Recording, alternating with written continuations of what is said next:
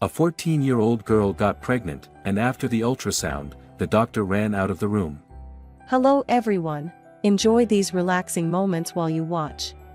At the bustling city hospital, Mrs. Evelyn tightly held her granddaughter's hand and led her into the examination room of Dr. James, a well-known middle-aged doctor in the area. "Hello, I'm Dr. James. What symptoms are you experiencing?" he asked gently, glancing over at Abigail, who was avoiding eye contact. Mrs. Evelyn spoke quickly. "She's been dizzy, constantly vomiting, exhausted, and she even fainted this morning. I'm afraid it might be a stomach issue or appendicitis." James nodded and began a basic examination.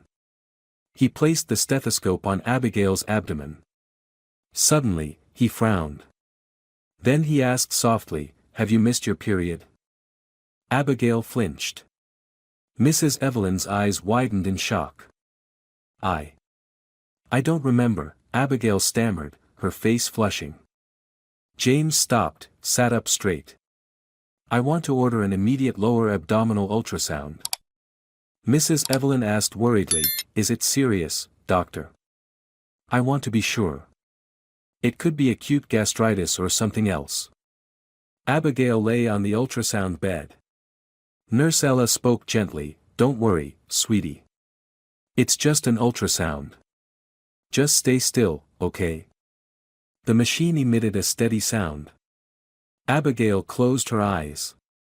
But a moment later, she heard Ella softly gasp. Dr. James stood, eyes locked on the screen. His expression completely changed. A blurry image appeared. A dark circle in the middle of the screen. Then a tiny form, lightly moving in the surrounding fluid. He pulled his hand from the control stick, stood up abruptly, his face pale. "Ella, keep her here. I need to make a call." Out in the hallway, Mrs. Evelyn was pacing nervously. Dr. James stepped out, his face tense, phone in hand. "You're Abigail's legal guardian, right?" he asked. "Yes, what's going on, doctor?" "I'm very sorry, but Abigail is pregnant. The fetus is about 3 months along." Mrs. Evelyn froze. "What? No, that can't be true. She's only 14. Doctor, you must be mistaken. We've confirmed it through the ultrasound. There's no mistake." Mrs. Evelyn staggered back, her trembling hands gripping the edge of a chair. "No, this can't be. I'm required to notify the police. This is a suspected case of child sexual abuse." "Wait," she stammered. I don't understand." Abigail stepped out from the room, her face pale as a sheet, tears streaming down. She clutched her stomach, shaking. "Abigail, who did this to you?" Mrs. Evelyn whispered. Abigail stayed silent, then broke into sobs. "It was my stepfather. Michael." The air went thick with shock. "He hurt me many times since Mom died," Abigail cried. "I didn't dare say anything. I was scared." "Stop. No, that can't be true. Michael is a good man. He loves you. He told me not to tell anyone, or he'd kill both you and me." In the hospital police office, Detective William entered with a female investigator named Scarlett. Both wore navy blue uniforms. "We need Abigail to provide her initial statement," Scarlett said gently. "Just tell us what happened, sweetheart. Don't be afraid." Abigail curled up at the edge of the chair. She looked at Mrs. Evelyn as if begging for help, but her grandmother still said nothing. Abigail began to speak. "The first time was, when I was 12, after Mom's funeral." William took notes. Scarlett nodded. "And then, Abigail?" He said. "Mom died of heartbreak, and if I wasn't good, you would die the same way." Mrs. Evelyn shouted, "Stop it. You're making this up." "Ma'am, please remain calm," Scarlett said firmly. "Grandma," Abigail sobbed, "I didn't dare say anything. I was afraid I'd be kicked out of the house." William said, "We'll order a DNA test immediately. If it matches, justice will be served." That night, the phone rang constantly. Callers asked, "Is Abigail really pregnant? Was it Mr. Michael? Evelyn, how could something this horrible happen under your roof?" Mrs. Evelyn sat in a corner of the room, staring into the darkness, her ears ringing. Abigail locked her bedroom door, hugged a pillow, and whispered, "I'm sorry, Mom." The next morning, 2 police cars were already parked in front of the house. A group of reporters was gathered across the street. As Mrs. Evelyn opened the door, camera flashes went off wildly. "Mrs. Evelyn, did you really not know your granddaughter was being abused? Did Abigail ever confide in you? Did you ever suspect Mr. Michael? How do you feel right now?" She raised her hand to shield her face and pulled Abigail behind her. Her voice trembled, "Get back. Stay away from my granddaughter." Detective William stood by the car. He stepped forward to shield them.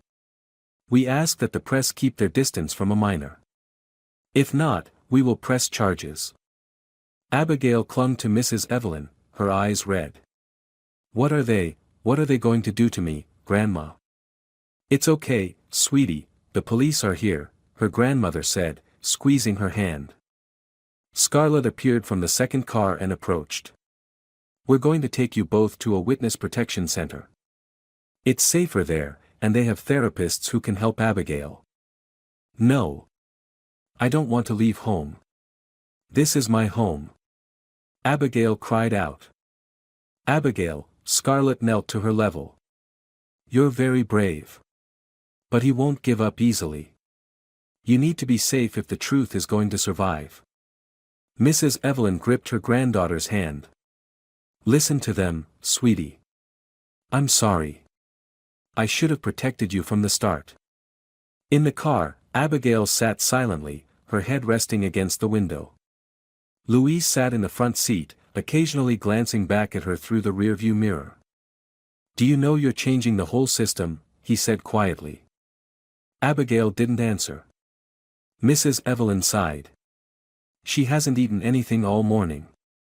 Louise rummaged through his bag and pulled out a small sandwich.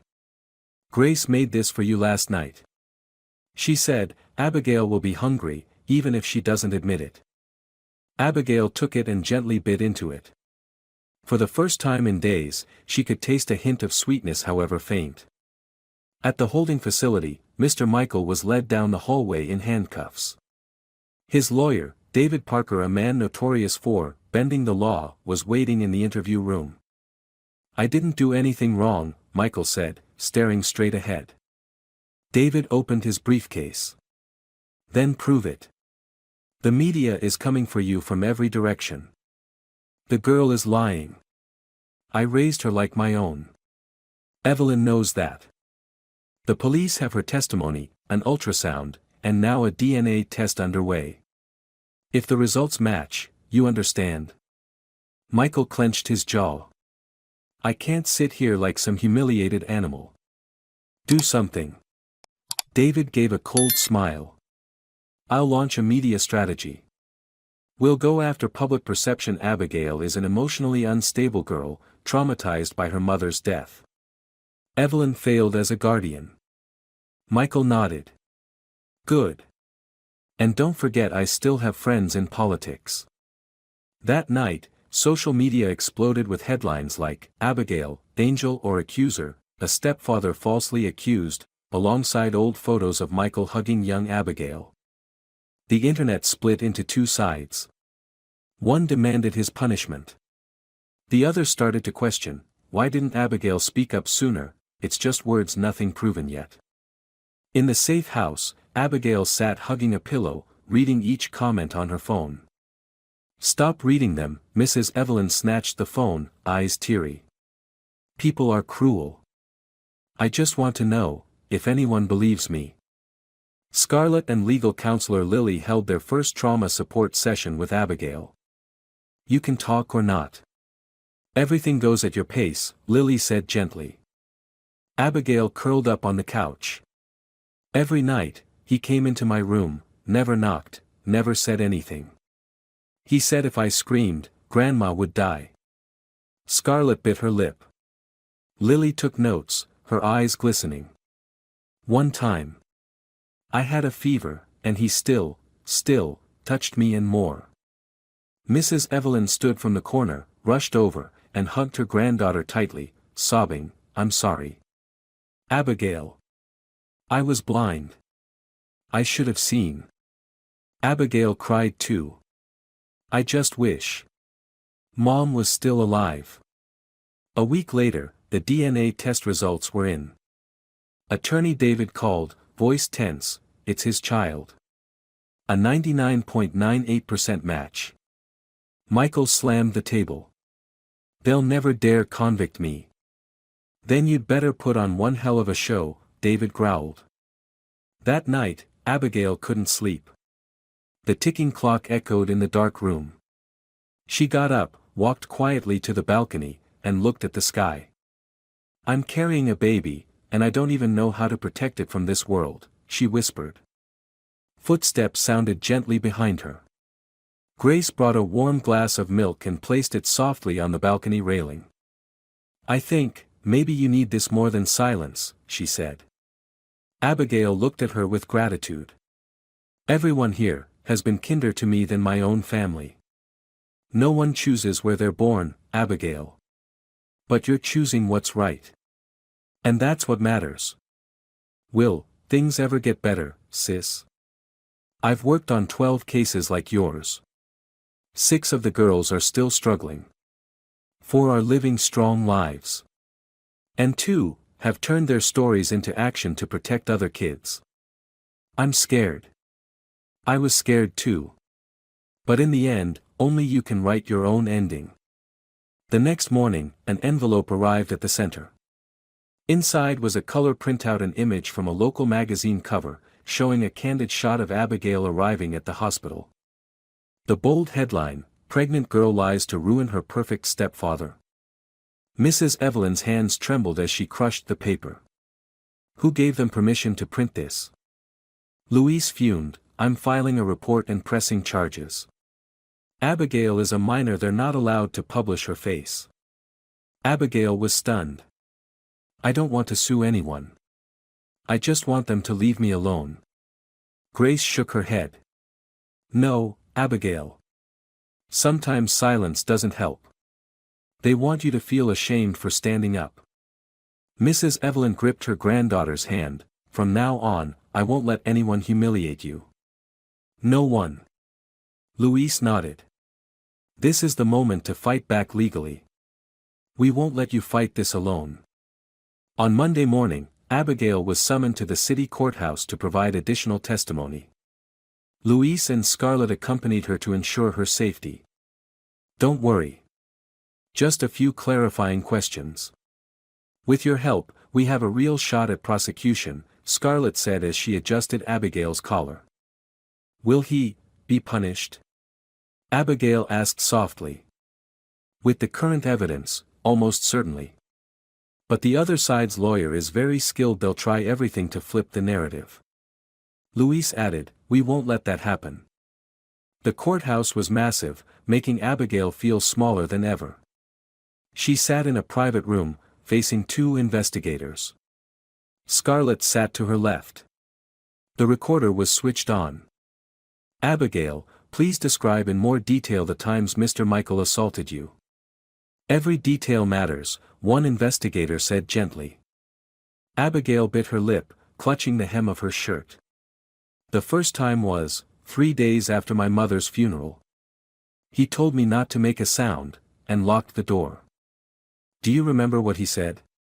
He said, if you tell anyone, I'll kill you and your grandma. Scarlett placed a comforting hand on Abigail's shoulder. It's okay, sweetheart. Go on. Many nights, I could hear Grandma coughing. I wanted to run out, but he held me back. I tried to fight him off, but he was too strong. Abigail collapsed onto the table, her shoulders shaking violently. One female investigator silently placed a tissue next to her. That afternoon, Mr. Michael was allowed a media interview from Holding. He sat in front of the camera, hands folded neatly, his face calm. I didn't do anything wrong. Abigail was emotionally unstable after her mother's death. I was the only one left to take care of her, and she blamed me. What do you say about the DNA results? The reporter asked. I don't deny the biology. But that doesn't mean I committed a crime. There are details people don't understand. I'm the real victim here. The news aired that same night. Once again, the public was divided. At school, Abigail was asked to temporarily withdraw to avoid disrupting the class. Mrs. Evelyn held the letter, shaking with anger. They're kicking you out. Without even asking you a single question. Abigail lowered her head. It's okay, Grandma. I'm tired anyway. Zoe came to visit, bringing notebooks and homework. I don't care what they say. You're still my friend. Abigail took the items, her eyes shining. Thank you. I didn't think anyone remembered me. Zoe smiled, you're the bravest person I know. That night, Mrs. Evelyn received an anonymous phone call. Keep your mouth shut, old woman. Don't think the court can touch Michael. If Abigail keeps talking, you'll be roadkill. She stood frozen. Louise rushed to the house, checking all the security equipment. We'll install cameras at the front gate. Don't go outside alone. Do you think he sent someone to threaten me? Absolutely. But we won't let them get to either of you. The next day, Abigail was summoned to the forensic center for a comprehensive medical exam for the case file. She sat silently on the examination bed, saying nothing. The female doctor, Aria, tried to speak gently. Abigail, we're not going to do anything that will hurt you. Everything is to help protect the truth. I don't want anyone touching me anymore. That's okay. You can hold your own hands. I'm here. No one will make you do anything you don't want to. Abigail trembled, but eventually nodded. That afternoon, Mrs. Evelyn and Louise met with Abigail's attorney, a sharp woman named Chloe Hall. Stacks of thick documents covered the table. We have all the evidence we need, testimony, medical reports, DNA. The problem is, the media and David's legal tricks will try to plant doubt. So what do we do now? Asked Mrs. Evelyn. I'll present Abigail as the key witness, but we need to ensure her mental health is stable. We're also coordinating with international child protection groups to add outside pressure. Louise nodded. I'll talk to independent media. The real story, Abigail's truth needs to be heard. On social media, a post by the group Fearless Childhood began to spread widely, Abigail's story, a voice silenced by toxic media. It included an illustration of a pregnant girl surrounded by shouting mouths. The comments began to shift. I'm sorry I ever doubted you. Abigail, you're not alone. Now that I have a daughter, I understand the pain of victims like you. That night, Abigail sat in her small room, writing in her journal. She quietly drew hearts, daisies, and the word, hope. Mrs. Evelyn entered and sat beside her. Your drawings are beautiful. I'm drawing my future. I'm not ashamed to walk outside anymore. People are starting to understand. Me too. I'm no longer ashamed for speaking up. Mrs. Evelyn brushed her hair. You're stronger than I thought, stronger even than your mother. Early the next morning, a police car pulled up to the gate. Louise stepped out, looking tense. There's a situation. Michael just sent a handwritten letter from jail, to Abigail. Mrs. Evelyn grabbed it and tore open the envelope. Inside was a scribbled note. You little whore. You think I'll just let this go? Everyone will turn on you. You'll regret ever being born.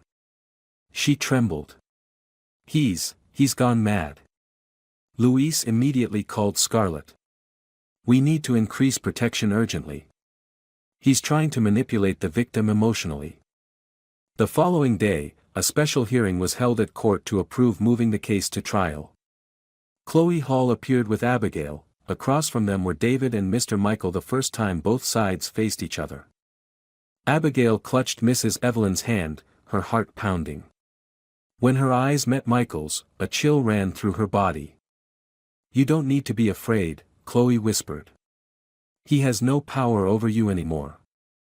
The judge banged the gavel. "The court determines this case to be of serious nature and requires the earliest possible trial date. The formal trial will begin on the 12th of next month." Mr. Michael let out a mocking laugh. "This whole circus will fall apart soon enough." Abigail didn't look back. She looked straight ahead and whispered, "This time, you won't get away."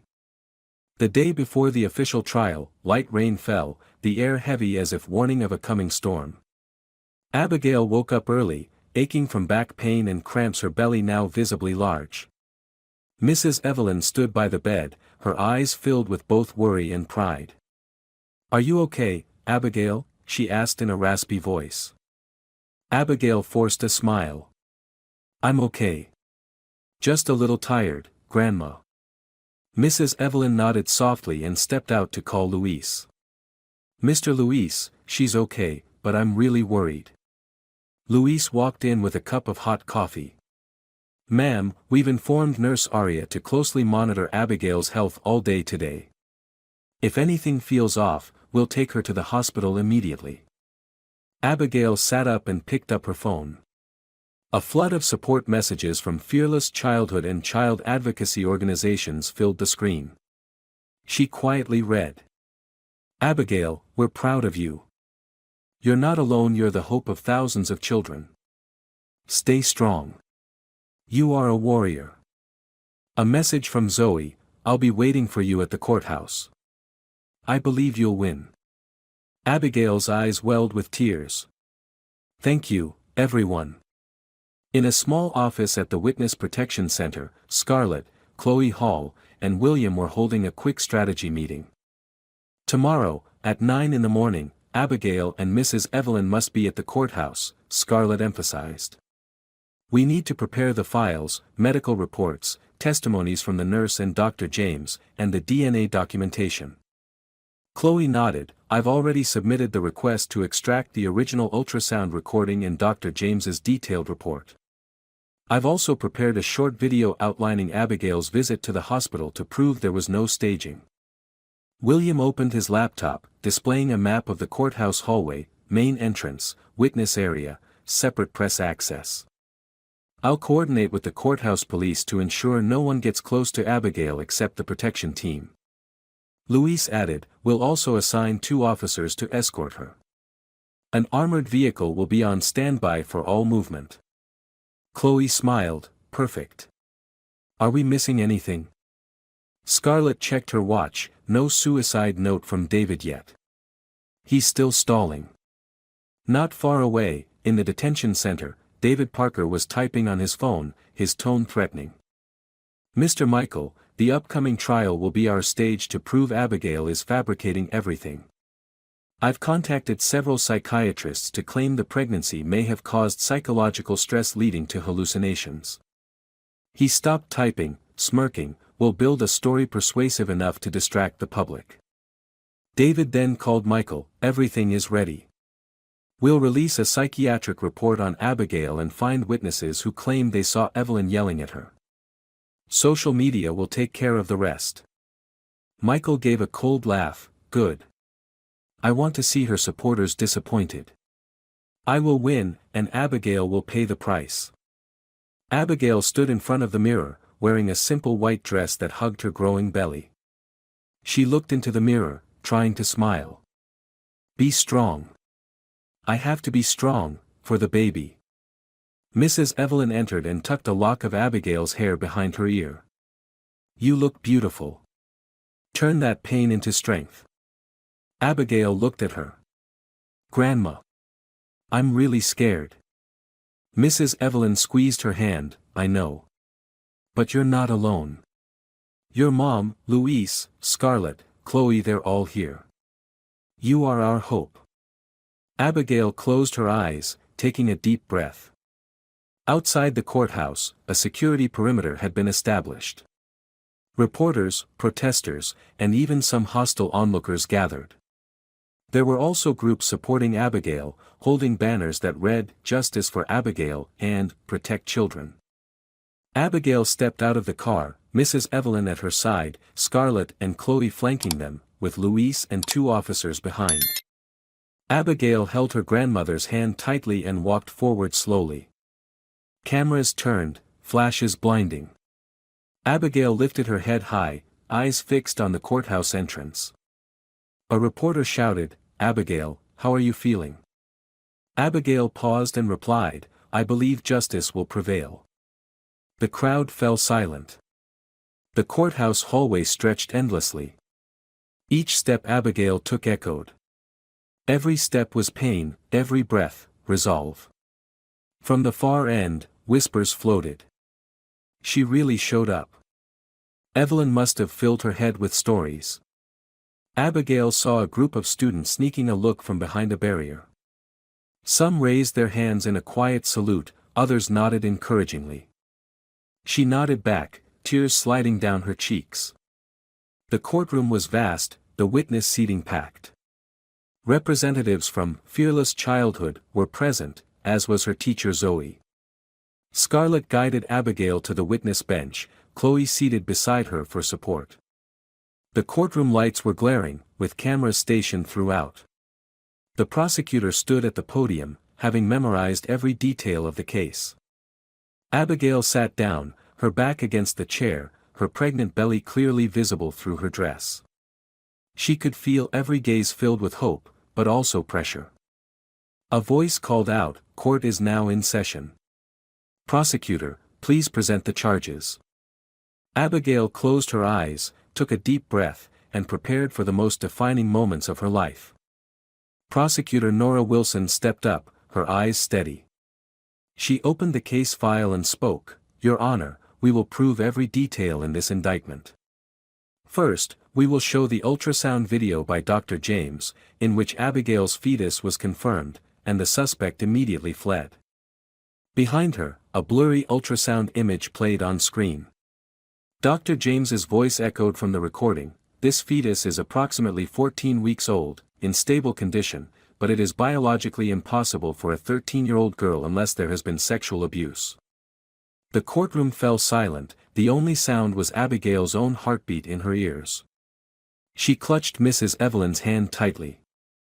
Nora continued, "Next, we present Nurse Aria's medical report, confirming bruises and scratches on Abigail's shoulders and hips, consistent with the victim's statement." Aria stepped up to the stand. "I confirm that I examined Abigail and found fresh injuries, not self-inflicted. I documented everything carefully in the medical file." Mrs. Evelyn sat frozen, torn between relief and tension. Abigail looked at Aria, full of gratitude. Scarlett jotted down notes quickly, eyes locked on David's expression. The defense attorney stood to object, permission to cross-examine the witness on her methodology. Was there any room for misinterpretation? The judge struck the gavel. "Granted. Nurse, you may answer." David approached, sarcasm dripping from his tone. "Ms. Aria, are you absolutely sure? Couldn't those injuries have resulted from a fall or other accident?"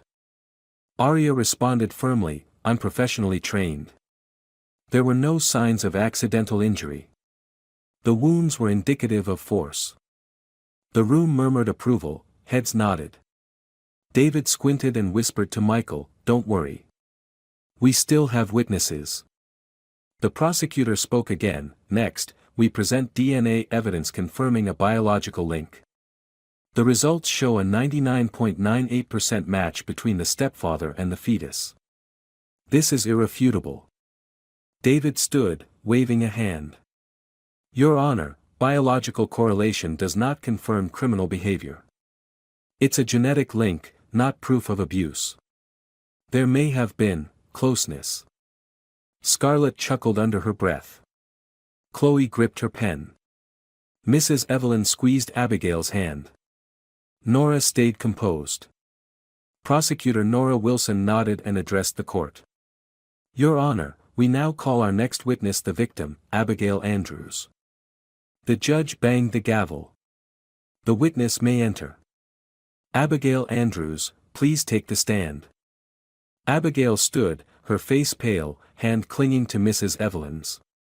Scarlett gently brushed her hair. Chloe Hall gave her a reassuring smile. William and Louise stood behind, watching closely. Abigail approached the stand, placing her hand on the Bible. Her voice trembled, I swear to tell the truth. Your Honor. The judge nodded. You may be seated. Scarlett whispered, stay calm, Abigail. Abigail took a deep breath. My name is Abigail Andrews. I'm 13 years old. I live with my grandmother, Evelyn. The prosecutor opened, please tell us what happened last month when you found out you were pregnant. Abigail looked toward Michael, her eyes filled with fury. At the time, I kept feeling dizzy and throwing up. I didn't know why. Grandma thought it was a stomach issue, so she took me to the hospital. And then? Nora asked gently. I went in for an ultrasound. When the image came up, Dr. James was shocked and called the police. I was terrified. I didn't want anyone to know. The judge turned to Michael. Does the defendant have questions for the witness? David stood, smirking. Abigail, are you sure you remember everything correctly? Were you pressured or coached? Abigail narrowed her eyes, her lips pressed tight. No one pressured me. I was afraid of him. He threatened to kill me and my grandma if I told. David waved a hand, he threatened you. Did you report this? Did anyone hear it? Abigail glanced at Scarlett. Scarlett nodded. Abigail turned back. I told Ms. Scarlett and Mr. William. Mr. William recorded the threat. William stepped forward, holding out a phone. This is the recorded threat Mr. Michael sent to Abigail, dated the 15th of last month. Scarlett played the audio. Michael's voice rang out, don't you dare talk. I know every corner of that place. If you open your mouth, your grandma won't live to protect you. The courtroom was silent. The judge reviewed the phone and banged the gavel. The audio is admitted into evidence. David quickly objected, Your Honor, the voice is unclear. It cannot be definitively linked to the defendant. Chloe Hall insisted, Your Honor, the audio is clear, and the timestamp matches the investigation timeline. We request that it be formally accepted. The judge responded firmly, so ordered. The audio is admitted. Nora continued, Your Honor, we now call Dr. James to the stand. Dr. James stepped up. His eyes were tired but firm. He bowed to the judge. I swear to speak the truth. The judge nodded. You may be seated. Please proceed. James opened his file. I am the physician who conducted Abigail's ultrasound. When I observed the image, I identified a fetal structure. This is extremely abnormal in a minor. I immediately reported it to the hospital and called the police. David interrupted, could you have been mistaken? Could the equipment have malfunctioned? James answered steadily, the equipment is maintained regularly.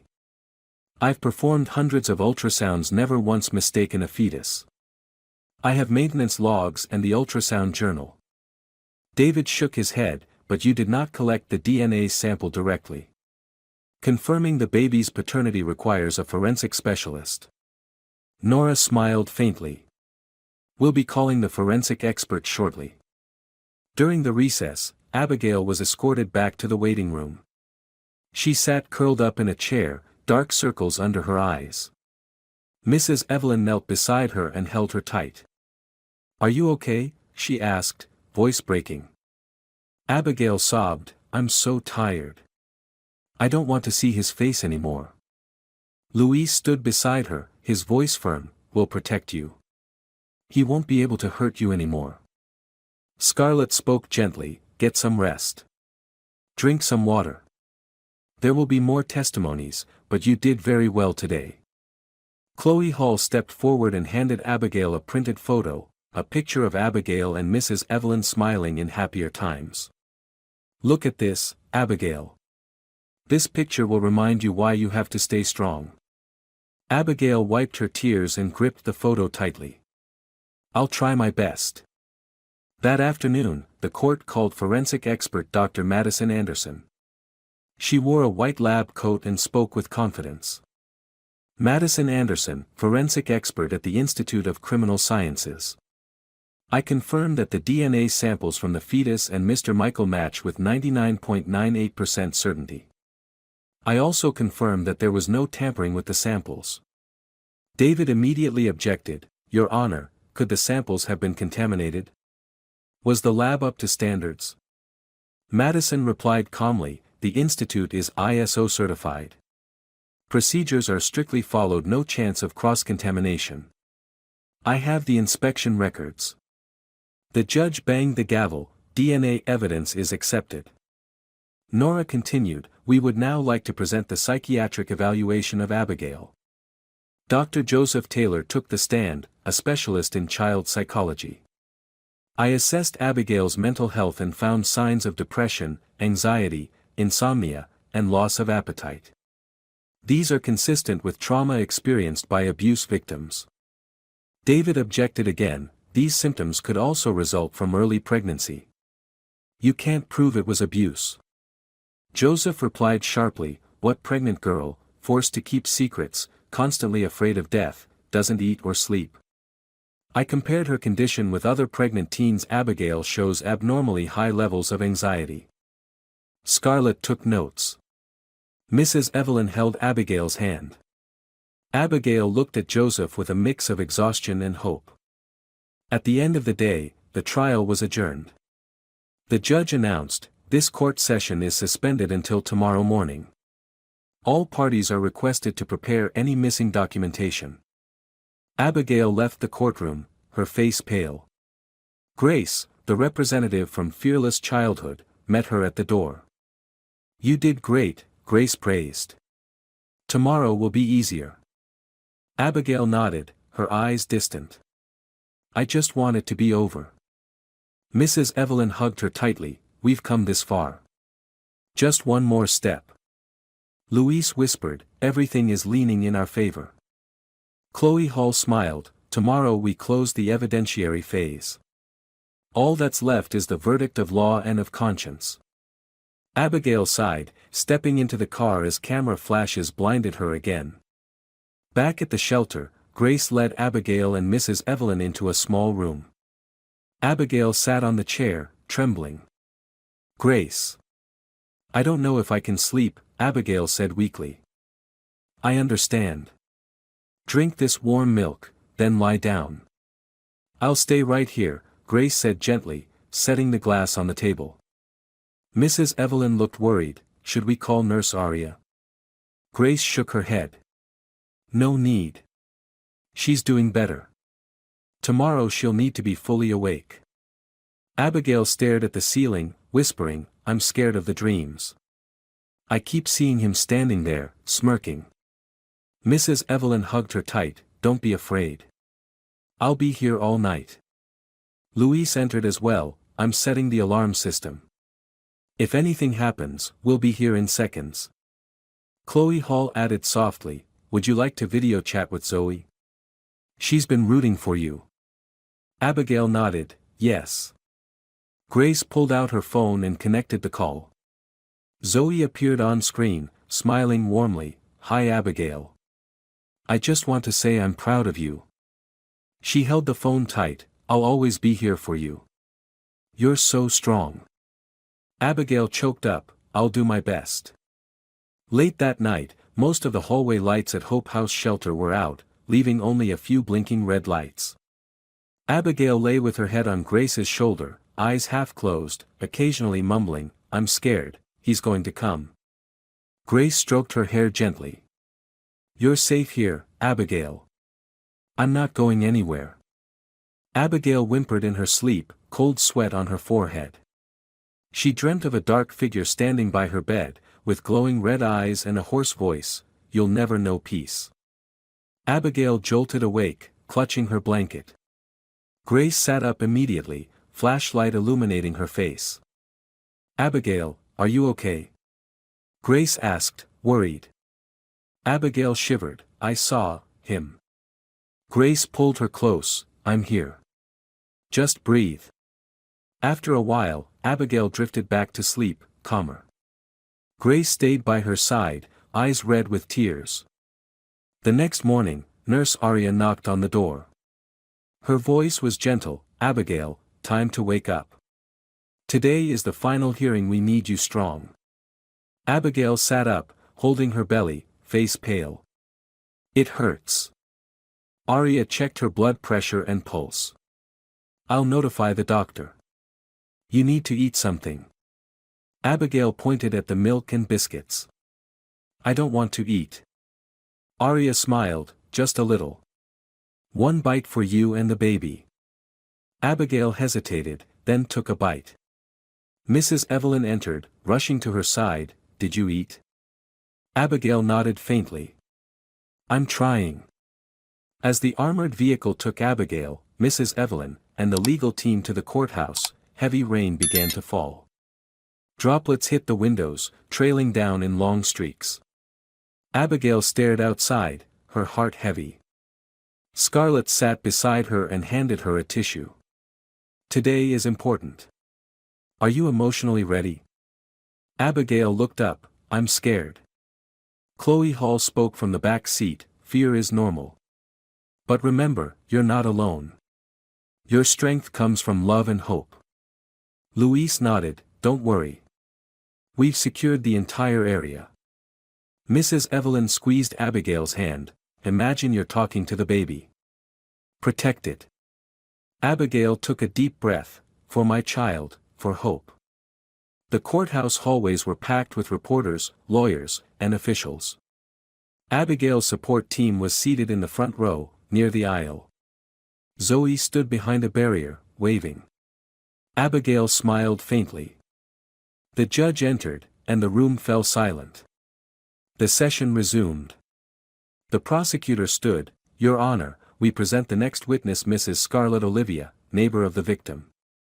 Mrs. Olivia, a middle-aged woman with graying hair, stepped to the stand, her voice trembling. "I was home on the 15th of last month, around 11 p.m.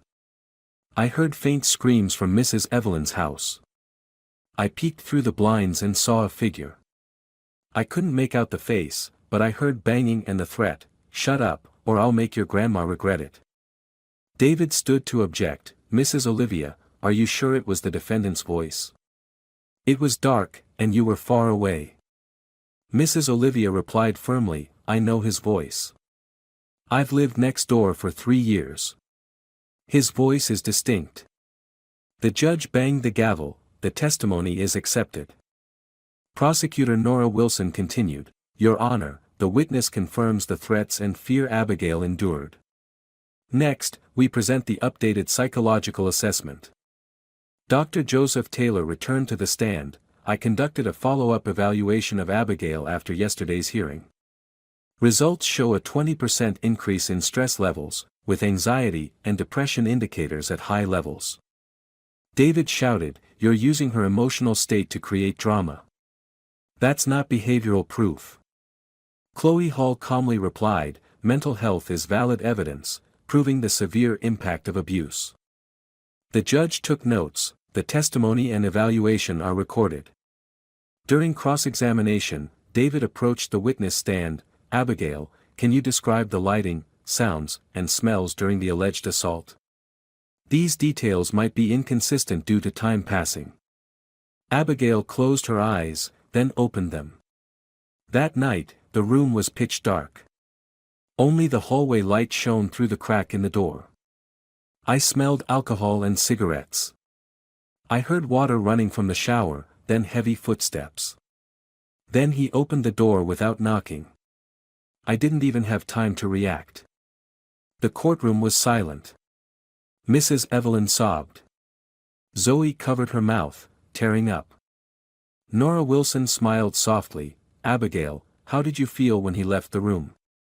Abigail looked up, eyes wet. "I was terrified. I didn't dare scream or cry. I just held my belly and prayed my baby was okay.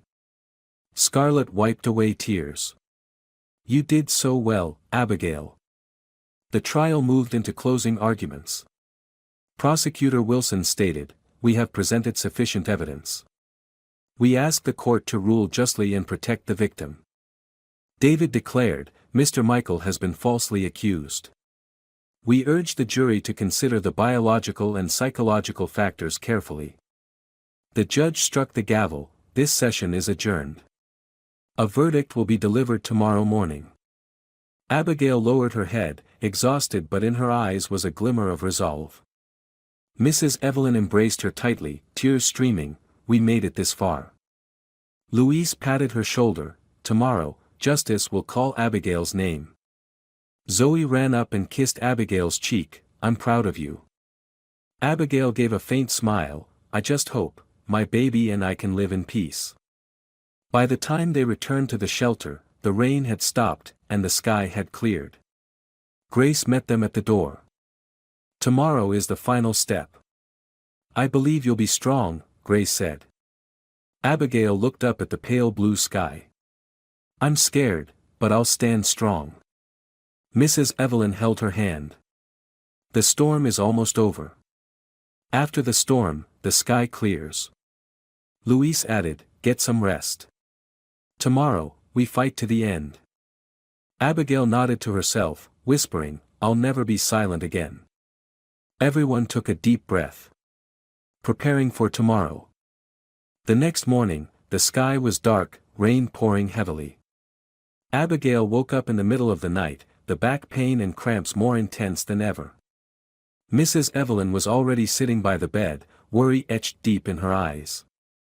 "Grandma, it hurts," Abigail whispered, her hands clutching her pregnant belly, clearly visible through her loose shirt.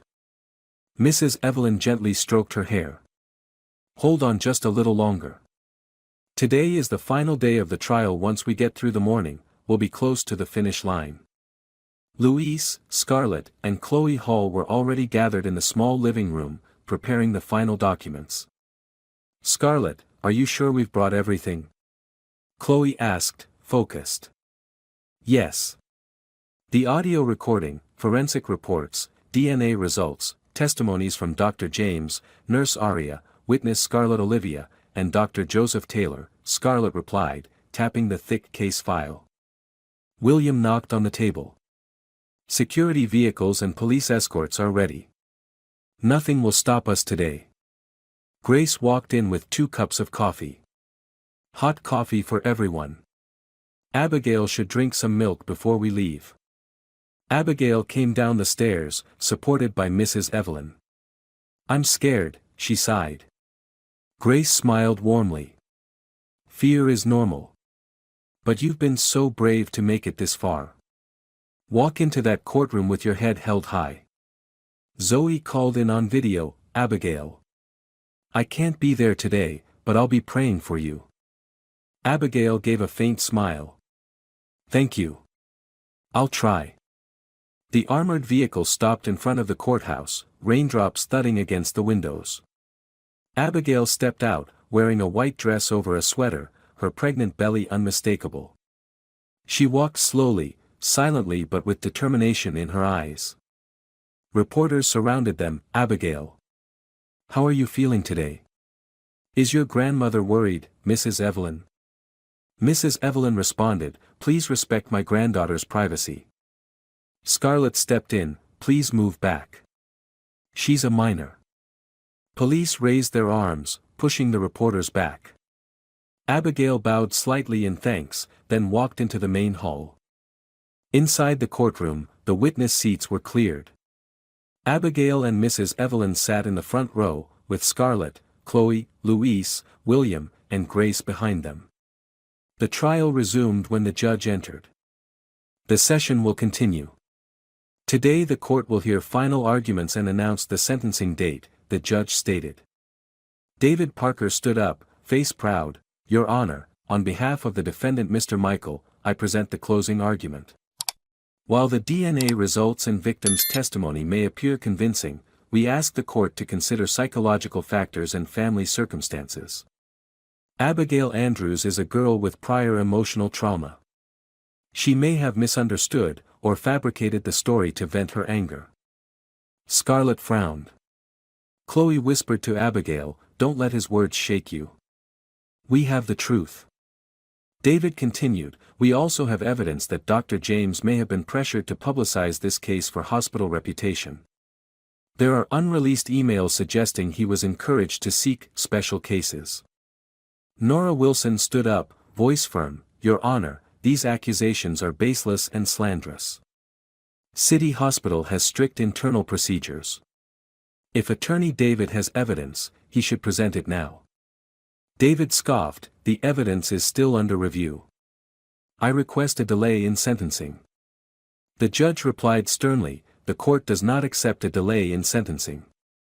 Attorney David, please return to your seat." David grunted and sat down. Nora continued, "Your Honor, the charges of sexual abuse of a minor and misuse of authority within the family have been clearly proven.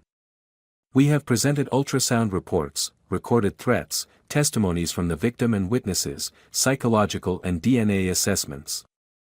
We request the court to issue the most severe sentence." The judge struck the gavel. The court acknowledges all submissions. This session is concluded. Sentencing will take place tomorrow at 9 a.m. Abigail exhaled deeply. Mrs. Evelyn squeezed her hand. Luis pulled a blue bracelet from his pocket. "From Zoe for Abigail, for good luck." Abigail put it on, whispering, "Thank you." As they left the courtroom, the rain had stopped. The dim light of dawn began to appear. Abigail and Mrs. Evelyn walked out, the protection team at their sides. Zoe ran up and hugged Abigail tightly. "You did amazing." Abigail smiled, tears in her eyes. "Thanks. I feel lighter now." William turned to Mrs. Evelyn, "Tomorrow will be important. Please get some rest." Mrs. Evelyn nodded. "We'll return to the center and get ready." Grace held an umbrella over Abigail. "It's raining today. Tomorrow will be sunny." Abigail looked up at the sky. "I'm entering my 8th month of pregnancy. I feel weak, but for the first time, I feel proud of my body." Luis patted her shoulder. "You've already conquered yourself." Chloe smiled. "The storm is almost over. And after that, comes the light." Abigail glanced back at the courthouse, whispering, "Tomorrow, we'll welcome a new dawn." At the shelter, once everyone had returned, Grace led Abigail into the common room, where a circle of other young girls sat. Each held a cup of warm milk, the soft yellow lights glowing through the window panes. "Abigail, this is our pre-trial sharing circle. The girls will share with you how they overcame their pain," Grace explained. A girl named Haley, also a survivor, stepped forward, her eyes red but voice warm. "I understand how Abigail feels. The first time I went to court, I was trembling just like you. But when I stood there, I thought of my future, of the baby inside me, and I found my strength." Abigail listened, her eyes misty. Haley continued, "I recorded my therapist's words of encouragement. Every time I was afraid, I played it, and it calmed me down." Nurse Aria, sitting nearby, nodded. "I recorded my voice too. If you ever need it, I'll let you listen." Another girl named Jessica added, "I used to blame myself. But now I know it wasn't my fault. I got through it thanks to friends like them." Abigail gave a faint, sad smile. "Thank you. I don't feel so alone anymore." During the break, Abigail, Evelyn, and Grace stepped into the small garden behind the shelter, where purple hydrangeas bloomed. The rain had stopped, the ground still wet. Abigail sat on the bench, gently touching the petals. "I miss Mom," Abigail whispered. Mrs. Evelyn hugged her. "I miss your mother too. But she would want to see you be brave." Grace stood nearby, eyes glistening. "Believe that your mom is smiling from heaven." Abigail sighed. I'm scared of tomorrow. Afraid the court won't be fair. Mrs. Evelyn whispered, "You've done all you could. I believe justice will come." A soft breeze blew by, making the raindrops on the leaves tremble. In the courtroom, the air was heavy as the judge struck the gavel.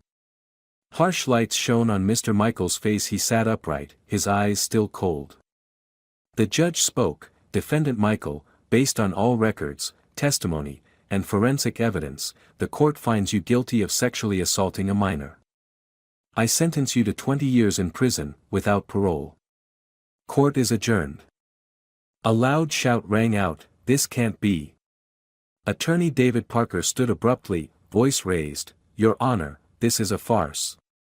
We will appeal." The judge replied coldly, "The ruling is final. The defendant has the right to appeal within the legal timeframe, but the sentence stands." Mrs. Evelyn stood, tears flowing. "Justice has come. Abigail, are you okay?" Abigail sat on the witness bench, hands around her pregnant belly, eyes red. She cried, He won't get away this time." Scarlett stepped up, placing her hand on Abigail's shoulder. "It's over. They can't deny the truth anymore." Louise whispered, "He paid the price. We won." David sneered, muttering to Mr. Michael, "They'll regret this verdict. We'll appeal, and everyone will see." Abigail turned to him, voice steady, "You can't destroy me anymore. I'm the one who won." Mrs. Evelyn choked up, "This girl is a warrior." She embraced Abigail tightly, as if afraid to lose her again. Outside the courthouse, the rain had stopped, and the sky cleared. Supporters gathered, holding banners, "Justice for Abigail, protect children." A reporter asked, "Abigail, how do you feel about the verdict?" Abigail smiled wearily. I feel relieved. At last, I can look to the future." Zoe ran up, "I'm so proud of you." She hugged Abigail tightly. William said, "We need to take Abigail to the hospital now. The birth could be near." Scarlett nodded, "Yes, to avoid stress, we should go immediately." Louise opened the armored vehicle door. "Get in. Let's move quickly." At City Hospital, the maternity waiting room was ready. Grace, Nurse Aria, and Dr. James were already waiting. Grace rushed forward, "Abigail, you're here. Grandma Evelyn is over there." Evelyn ran to her granddaughter, "Are you in pain?" Abigail clutched her hand. "I've had a few contractions, and I'm really scared." Aria spoke gently, "Just breathe. I'm here with you. The doctor will be in soon." Within 5 minutes, Dr. James arrived, carrying the file. "Abigail, I've followed your case from the beginning. Now, we prepare for delivery." Abigail looked at him, voice trembling, "I'm afraid I won't make it in time." James patted her shoulder. "You'll make it. You have strength, and everyone here is with you." The delivery room was ready. Abigail lay on the bed, knees bent. Evelyn sat beside her, holding her hand. The doctor said, "We're administering a local anesthetic to reduce pain. When you're ready, push with my count." Grace whispered, "You can do this. Think of your baby, think of hope." Abigail nodded, eyes shut tight. Aria gave the injection and held her hand. 1, 2, push. James called out. Abigail pushed hard, her face turning red. "Great job. Keep going," the doctor encouraged. Abigail panted, Evelyn teared up. "You're doing amazing." After 3 intense contractions, the weak cry of a baby filled the room. "It's a girl." Nurse Aria exclaimed. "She's healthy, weighs 7 pounds 11 ounces. Abigail burst into tears. I did it. I really did it." Evelyn cradled the child, sobbing. "Oh, my little hope. Grandma loves you." Aria wiped Abigail's tears. "She's a fighter. And you're a wonderful mother. Right after the trial ended, in the detention center, a guard lowered the cell bars. Mr. Michael banged on the door, his eyes bloodshot. "Bring me water. Now," he screamed. The guard replied, "I've got other things to do. You've heard your sentence. Quiet down." Mr. Michael bristled and turned to his cellmate. "Listen, Miguel. Do you know who I am? I have power. I'll get revenge." Miguel, a skinny man, replied calmly, "You talk a lot. But here, nobody cares who you are. You're a convict." Mr. Michael gritted his teeth and slammed his fist on the bars. "This isn't over." Miguel chuckled. "You have the right to appeal. But in here, you're just another prisoner." In the hospital waiting area, the nurses gathered around the tea table, chatting warmly. "We're going to visit Abigail and the baby. These flowers and formula are for her." Nurse Madison added, "And some sweets too. Newborns need energy for nursing." Grace smiled. "We graduated med school together, and now we've formed a support squad for Abigail. She deserves all the love." Another nurse said, "We'll rotate shifts to make sure someone's with Abigail and Hope 24/7. They won't be left alone." Under the soft light of dawn, Abigail woke beside sleeping Hope. Evelyn had prepared a light breakfast in the cozy room at the Fearless Childhood Education Center. "Grandma." "I'm awake," Abigail whispered with a smile. Mrs. Evelyn replied gently, "Did you sleep well? I've left a bottle for the baby." Abigail looked toward the crib. "Did she nurse okay?" Nurse Aria said she slept soundly and fed well. "Now eat some bread, sweetie." Abigail sat up, her eyes lighting up as she looked around. Books, a laptop, and a desk were ready. "Eat quickly, there's life skills class this morning, then literacy and computer lessons," Teacher Karen reminded. "Yes, I'll join," Abigail responded. In the life skills class, the group of young mothers sat together. Mia, a girl with long hair and a warm voice, shared, "Yesterday, I read an article by journalist Sophia Thomas. She wrote beautifully about your story. Hundreds of people have sent you letters."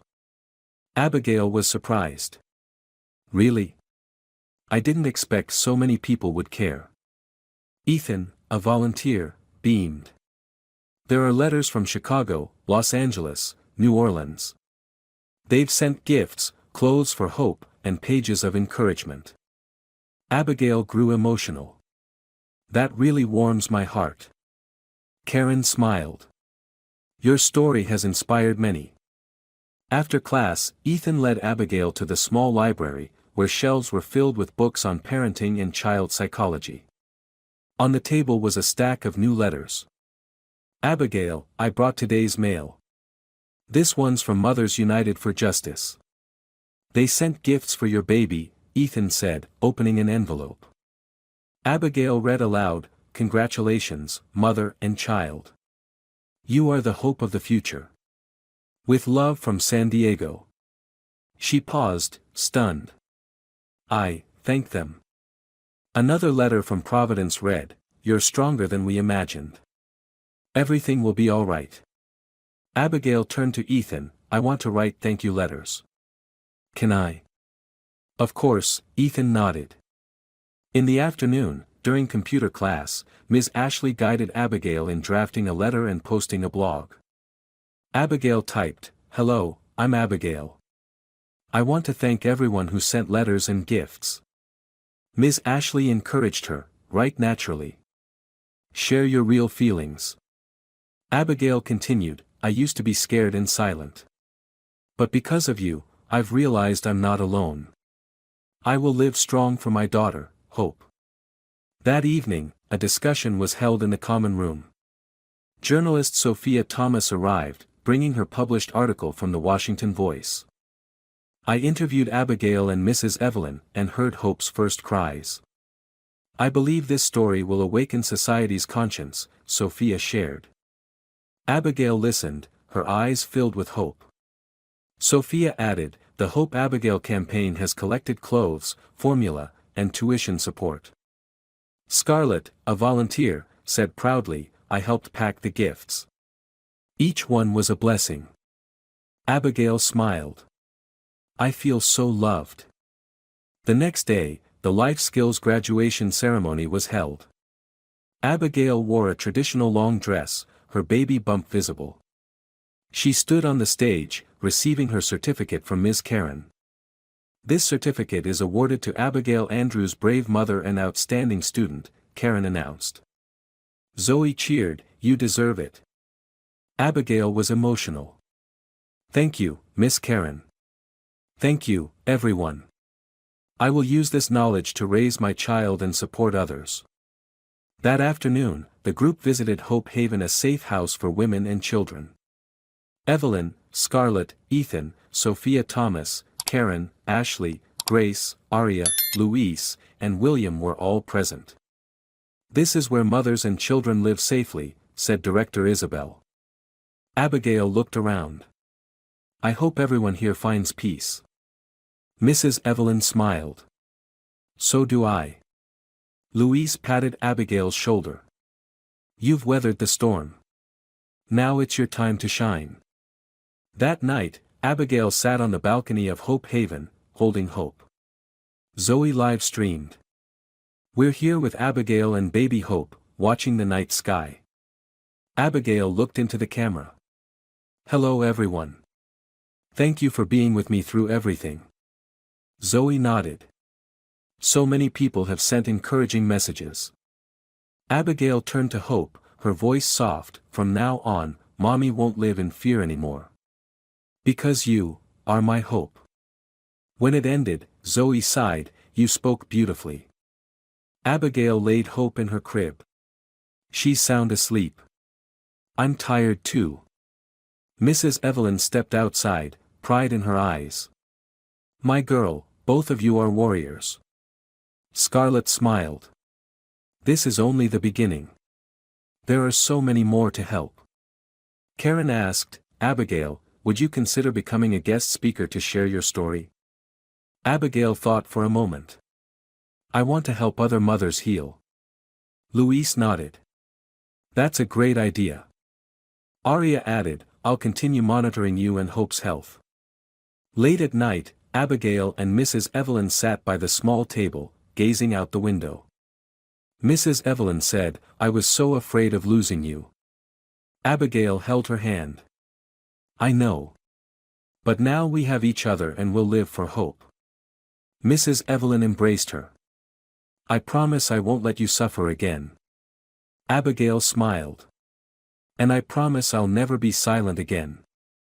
Outside, the safe house glowed under warm golden lights, a beacon of hope for wounded souls. The lesson from this story is that even in the darkest moments, silence only prolongs pain while truth and courage pave the way to justice and hope. If you're hurting, seek help from loved ones, mental health professionals, and your community. You are not alone. Society must listen, empathize, and protect children, while firmly condemning the abuse of power. Faith in justice and human kindness can ease the wounds and light the path to a brighter future. If you enjoyed this story, we invite you to give it a like and subscribe to our channel. Your support motivates us to keep bringing heartwarming stories almost every day. We are very grateful for your support. See you soon.